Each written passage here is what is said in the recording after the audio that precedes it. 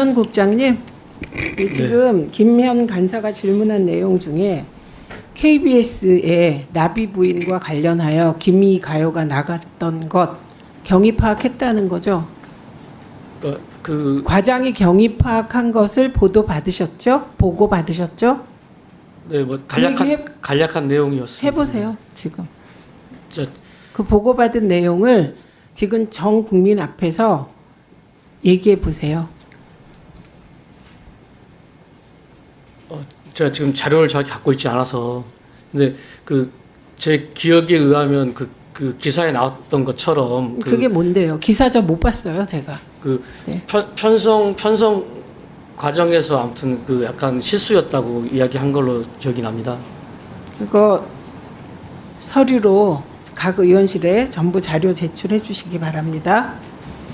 그리고 김영관 국장님, 네. 그 당적 결격 사유 확인에 대한 답변 과정에서 당사자들이 스스로 말한 것을 믿고 결격 사유에 해당하는 사람은 없었다고 답변하셨죠? 네, 결격 사유 확인서로 확인을 했습니다. 뭐 같은 말이죠. 그러면 실제로 지금 방통위가 선임한 13명 중에 지난 3년간 당적을 보유한 사람이 있는지 없는지 실제 사실관계는 확인하지 못한 거죠? 네, 당으로부터 회신을 받지 못했습니다. 네. 그러니까 본인이 그냥 본인들 답변만 믿고 그냥 넘어갔다 이 얘기하고 있는 거예요. 그러면 이건 뒤집어서 보면 실제로 지난 3년간 당적을 가진 사람이 있을 수도 있는 거예요. 없을 수도 있고. 그죠? 네, 저희는 하여튼 기한을 정해서 요청을 했습니다. 네, 그런 거죠. 그러니까 확인은 못했다. 이게 팩트인 거예요. 그다음에 혁신기획 담당관이 국민의힘 쪽에 보낸 문건이 탄원서도 아니고 공문도 아니다. 이런 입장이신 거죠? 네, 그렇습니다. 근데 이게 특정 언론에 이게 어디였나요? TV조선이었나요? 조선일보였나요? TV조선이었나요? TV조선에도 이 혁신기획 담당관이 같이 문건을 준 건가요? 모르시겠죠? 그거는 모르겠는데. 그래서 본인이 예. 나와야 되는 거예요. 얼버무리고 넘어갈 수가 없죠. 왜냐하면 이 사안은 그냥 넘어갈 수가 없는 사안이죠. 그 언론 보도에 따르면 이게 국회에는 제출을 안 했는데 이게 TV조선에서 그대로 이게 화면까지 나갔어요. 예, 그 화면 내용에 보면 방통위 사무처 직원들이 여름 휴가는커녕 주말에 나와 이 더운 날씨에 에어컨도 안 나오는 사무실에서 고생하고 있는 상황이 안타깝다. 뭐 이렇게 써놨네요. 본인한테 물어봐야 돼요. 어떤 고생을 했나요? 나와서 뭐 했나요? 뭐 주말에도 뭐 나야 되는 상황들이 생기니까 아마 주말에는 에어컨을 틀어주지 않아서 사무실에서 아마 뭐 되게 힘들게 아마 일을 했던 거 아닌가 싶습니다. 무슨 일 했어요? 아니 뭐 여러 가지 뭐 했어요? 지금 예.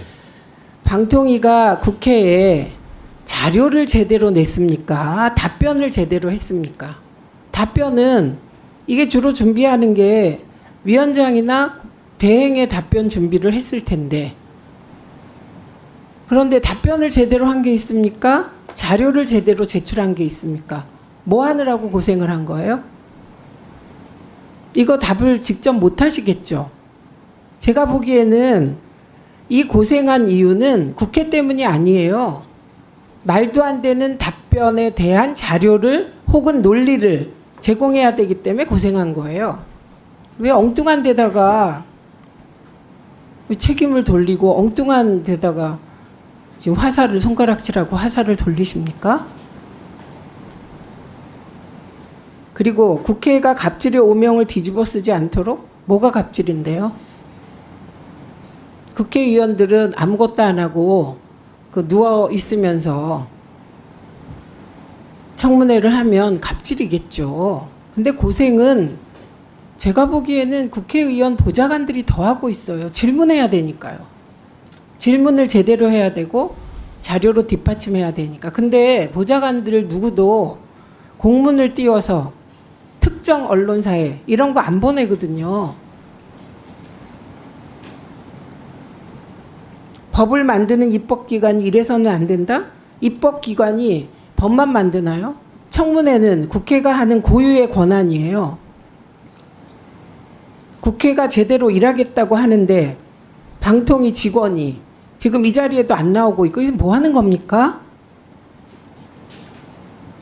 대통령이 야당을 반국가 세력으로 지목하고 암약했다고 하고 전 국민이 항전하라고 하니까 이런 식으로 항전하는 겁니까?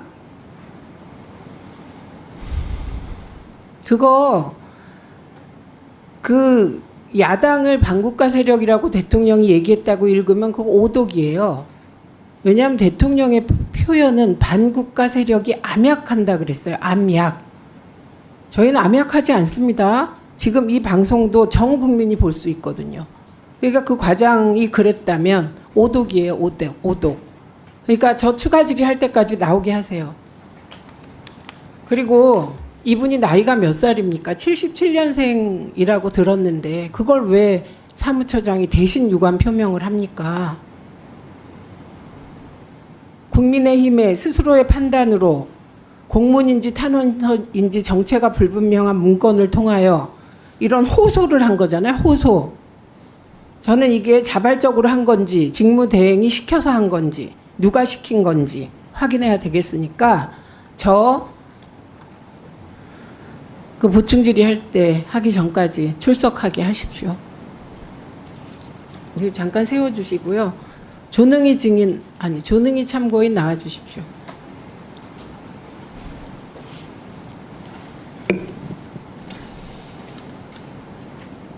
김재철, 이진숙 그리고 이어지는 보수 정권 때 MBC의 경영진들이 노조를 와해시키기 위해서 어떤 일을 했나요? 우선 파업에 가담한 조합원을 해고하고 중징계를 내렸죠? 예.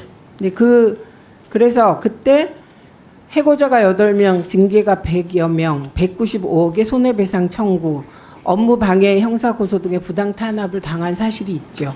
네, 그렇습니다. 그리고 징역형을 구형받았을 때, 그러니까 형사재판에서 네. 노조 집행부가 그런 것들이 다 이용마 기자의 건강에 영향을 미쳤다고 보시는 거죠? 네. 사실 그 이용마 기자가 그 최초로 그 암 진단을 받은 날 저에게 제일 먼저 알렸습니다. 제가 그때 노조위원장이었고요. 문자로 받았는데 재판 중이었고요, 물론. 저희는 그렇게 생각합니다. 아까 말씀드렸다시피 그 언론사, 방송사, 노동조합은 정치 권력과 국가 권력 그리고 그 정치 권력에 기생하는 경영진, 정치 권력과 결탁한 경영진을 상대로 방송 독립, 자유 언론을 주장했고요. 그때마다 그 저희들을 그런 주장하는 노동조합을 향해서 임금 협상에는 임금이나 따지지 너네들은 정치적이다라고 주장을 했고 그렇게 얘기를 했고요. 각종 탄압이 왔습니다. 특히 MBC 같은 경우에는 이용마 기자가 활동할 시절에 그 탄압은 해고입니다. 해고 징계. 그다음에 두 번째로는 형사고소해서 검찰이 형사법정에 끌고 갑니다. 그리고 세 번째는 무려 MBC에 195억 손해배상을 신청했습니다. 그렇게 되면 조합이 와해됩니다. 보통 이 세 가지를 노조 탄압 3종 세트라고 하는데 노조를 탈퇴하면은 그 손해배상을 안 받게 해줬다 이런 식이고요. 그 다음에 하나 더 있는데 그 다음에 어영노조가 만들어집니다. 그 부분은 좀 이따가 추가 질의해서 드리겠습니다. 지금 참고인과 또 다른 2명의 참고인이 박문진 이사에 응모한 것은 이진숙 방통위 체제가 MBC 장악을 위하여 박문진 이사를 잘못 선임하면 또 MBC 내부에서 이런 종류의 무지막지한 일이 벌어질까봐 걱정하고 있어서 그런 행동을 하신 겁니까? 맞습니다. 이진숙 보도본부장 시절에 보도국장은 김장겸 보도국장이었고요. 그때 세월호 폐륜 방송이 그때 일어났습니다. 다시 그런 시절로 MBC를 되돌릴 수는 없습니다.